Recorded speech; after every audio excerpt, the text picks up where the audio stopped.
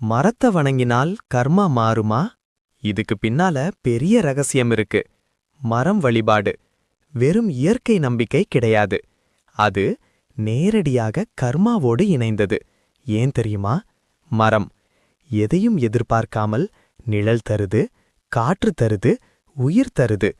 இந்த நிஷ்காம கர்மா, அதாவது எதிர்பார்ப்பில்லா சேவை, கர்மாவை குறைக்கும் சக்தி கொண்டது. அதனால்தான் அரசு, வேம்பு, ஆலமரம் இதெல்லாம் தர்மத்தின் சின்னமாக வணங்கப்பட்டது. மரத்தை வணங்கும்போது நாம் பணிவையும் பொறுமையையும் நன்றி உணர்வையும் மனதில் வளர்க்கிறோம். இதுவே பழைய பாவ கர்மா சுமையை மெதுவாக கரைக்கும் வழி.